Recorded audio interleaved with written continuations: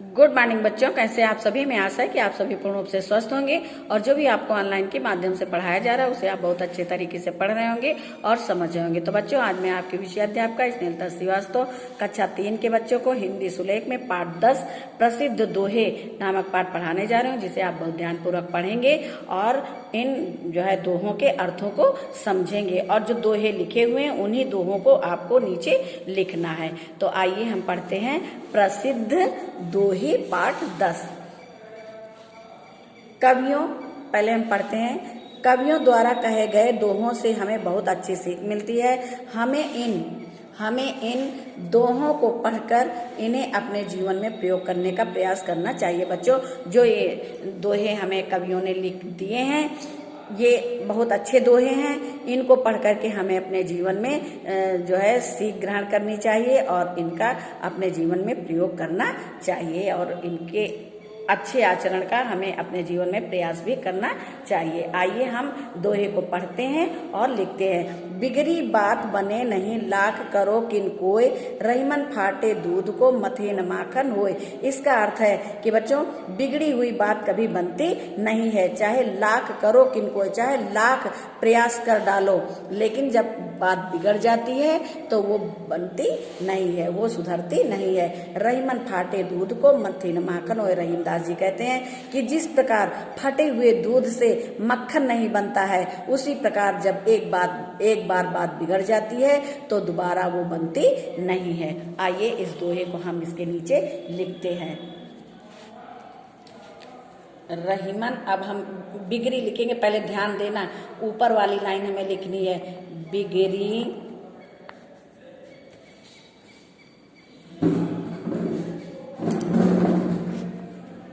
बिगड़ी बात, ध्यान रखना नहीं, नीचे वाला लिख लें आप, नीचे की लाइन। बिगड़ी बात बने नहीं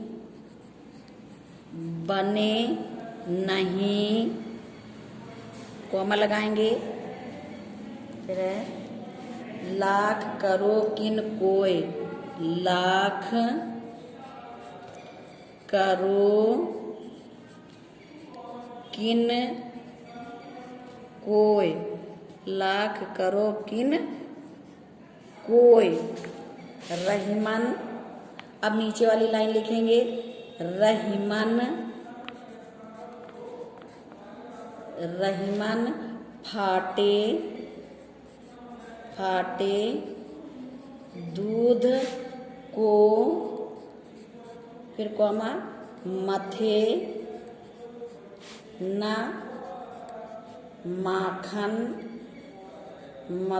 माखन होए। यहाँ पूर्ण विराम लगा देंगे। अब दूसरा दोहा है। रहीमन विपदा हूँ भली, जो थोड़े दिन होए, हित अनहित या जगत में जान परत सब कोय।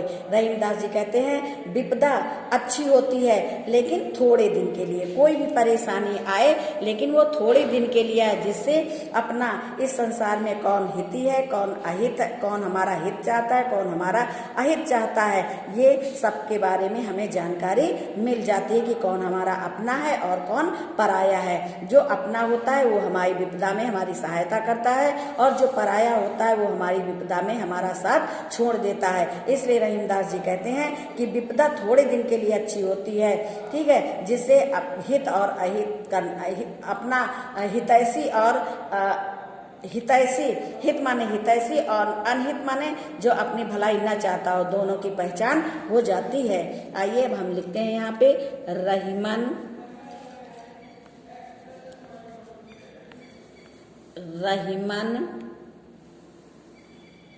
विपदा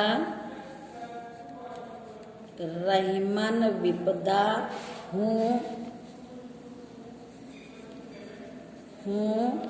भली, रहीमन विपदा हूँ भली, कोमा लगाएंगे। जो थोड़े दिन होए, जो बिल्कुल अक्षर के नीचे अक्षर लिखेंगे। जो थोड़े दिन होए, जो थोड़े दिन होए, यहाँ पे कोमा लगाएंगे। हित हित अनहित हित अनहित या जगत जगत में जान जान परत सब कोय, यानी इस संसार में कौन अपना है कौन पराया है सबके बारे में हमें जानकारी मिल जाती है। अब आइए दूसरे पेज में हम पढ़ते हैं दोहा। समय पाए फल होत है, समय पाए झर जाए, सदा रहे नहीं एक सी का रहीम पछतात। रहीमदास जी कहते हैं कि समय कभी एक जैसा नहीं रहता है, इसके लिए हमें कभी पछताना नहीं चाहिए, क्योंकि समय पर ही फल होता है और समय पर ही फल झड़ जाता है। इसके लिए हमें कभी पछताना नहीं चाहिए, बल्कि अपने सभी कामों को हमें समय पर पूरा करना चाहिए, नहीं तो समय जब निकल जाता है तो हम सिर्फ पछताते रह जाते हैं। आइए हम इस दोहे को लिखते हैं। समय समय पाए फल, समय पाए फल होत है, समय पाए फल होत है, समय समय पाए झरि जात, समय पाए झर जात, यानी समय पर ही फल होता है और समय पर ही फल झड़ जाता है। इस दोहे के माध्यम से रहीमदास जी ने समय के महत्व को बताया है कि हमें हर चीज समय पर करना चाहिए। जिस प्रकार समय पर फल होते हैं, फल कभी आगे पीछे नहीं होते, समय पर ही होते हैं और अपने समय पर ही वो झड़ जाते हैं। इसलिए सदा एक सा समय नहीं रहता है और समय निकल जाने पर हमें पछताना पड़ता है। इसलिए हमें समय के महत्व को समझना चाहिए। सदा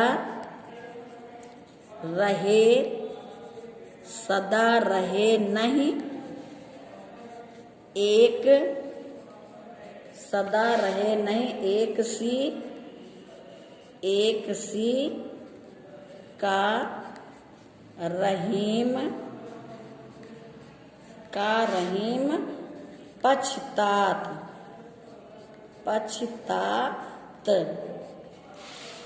दूसरा है वृक्ष कबहु नहीं फल भकै, नदी न संचय नीर, परमारथ के कारणे साधुन धरा शरीर। बच्चों, वृक्ष कभी अपना फल स्वयं नहीं खाता है, भकै माने खाता है, और नदी अपना पानी स्वयं नहीं पीती है। इसी प्रकार जो साधु लोग होते हैं, सज्जन पुरुष होते हैं, वो अपना शरीर परमारथ के कारण यानी कि दूसरों की भलाई के लिए धारण करते हैं। वो अपना सारा जीवन दूसरों की भलाई में लगा देते हैं। आइए हम लिखते हैं वृक्ष कबहु, बहुत साफ साफ लिखेंगे। और देखिए, वृक्ष के नीचे हमने वृक्ष लिखा, कबहु के नीचे हमने कबहु लिखा। कबहु नहीं फल भखै, भखै का मतलब होता है खाए। वृक्ष कभी अपना फल स्वयं अपने आप नहीं खाता है। फिर कौमा नदी न संचय नीर। संचय का मतलब खत्म, मतलब संचय का मतलब होता है कि वो कभी अपना पानी जो है इकट्ठा करके नहीं रखती है। नदी अपना पानी इकट्ठा करके नहीं रखती है, वो हमेशा दूसरों की भलाई में बहा करती है। अब है परमारथ। परमारथ का मतलब दूसरे के हित के लिए, परोपकार के लिए। के कारणे कौमा लगाएंगे, साधुन धरा शरीर, साधुन धरा शरीर। पूर्ण विराम। अब दूसरा दोहा है वे रहीम नर धन्य है पर उपकारी अंग और बांटन वारे को लगे ज्यों मेहंदी को रंग। रहीमदास जी कहते हैं कि वो लोग बहुत धन्य हैं जो हमेशा परोपकार का कार्य करते हैं। जैसे बांटन वाले को लगे ज्यों मेहंदी को रंग, जैसे कि मेहंदी पीसने वाले को मेहंदी का रंग चढ़ जाता है, उसी प्रकार जो व्यक्ति परोपकारियों के साथ रहते हैं उनके अंदर भी परोपकार की भावना हो जाती है। इसीलिए कहते हैं कि अच्छी संगति करनी चाहिए। वे रहीम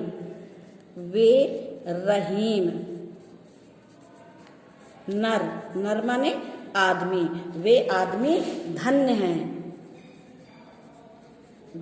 हैं यानी वे आदमी महान हैं। पर उपकारी अंग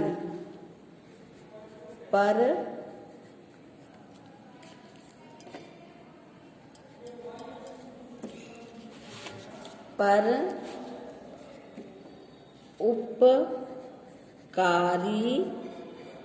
उपकारी अंग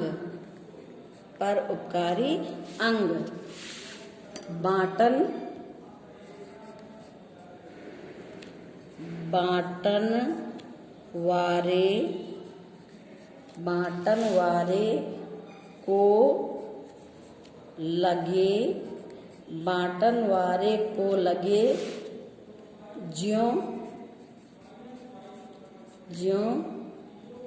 मेहंदी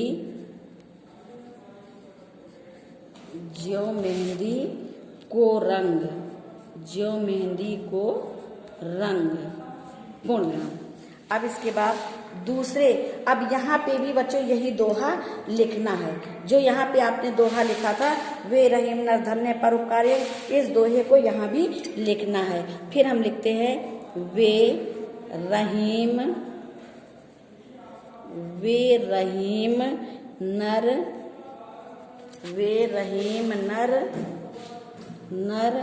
धन्य, वे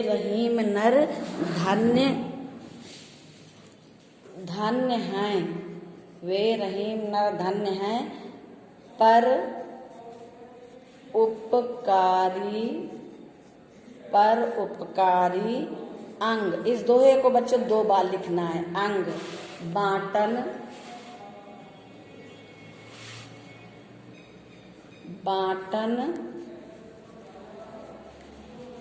वारे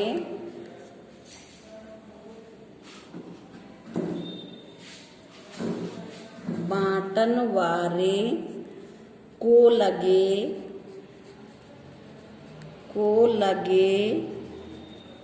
ज्यों मेहंदी को रंग, ज्यों मेहंदी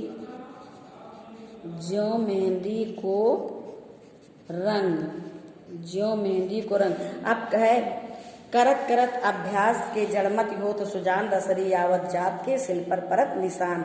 अब रहीमदास जी कहते हैं कि अभ्यास करते करते जो मूर्ख व्यक्ति, जड़मत का मूर्ख व्यक्ति जो होता है वो सुजान मतलब बुद्धिमान बन जाता है। अगर कोई व्यक्ति मूर्ख है और उसकी समझ में नहीं आता लेकिन प्रतिदिन वो उसका अभ्यास करता है तो वो एक दिन ज्ञानी हो जाता है, उसको उस चीज का ज्ञान हो जाता है। जिस प्रकार रसरी के आने जाने से पत्थर पर निशान पड़ जाते हैं। अब यहाँ पे हम इसको लिखेंगे करत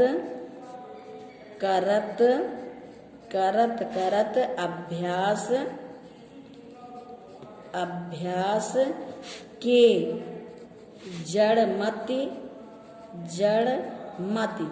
जड़मत के मतलब बुद्धिहीन व्यक्ति जो होता है, कम बुद्धि का, होत सुजान का मतलब बुद्धिमान।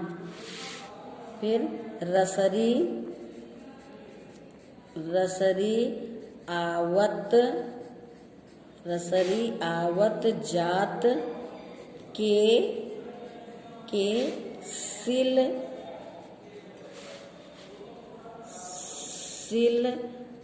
पर परत निशान परत निशान। अब एक लाइन छूट गई है, ठीक है, ये लाइन खाली है, इसे खाली रहने देना। अब है बुरा जो देखन मैं चला, मुझसे बुरा न मिलिया कोई, जो दिल खोजा अपना, मुझसे बुरा न कोई। यहाँ पे रहीमदास जी कहते हैं कि जब मैं बुरा किसी व्यक्ति के अंदर बुराई ढूंढने चला तो मुझसे बुरा कोई नहीं मिला। जब मैंने अपना दिल खोज के देखा तो मुझे लगा कि मुझसे बुरा कोई नहीं है। यानी हमें दूसरे की बुराइयों को ढूंढना नहीं चाहिए। यदि हम अपने अंदर देखें तो हमारे अंदर सबसे ज़्यादा बुराइयां होती हैं। अब हम यहाँ लिखेंगे बुरा जो देखन, बुरा जो देखन मैं चला,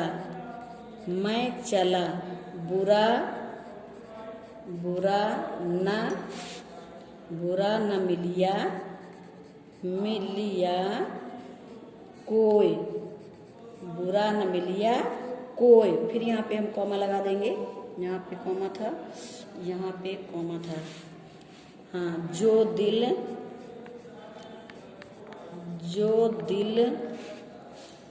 खोजा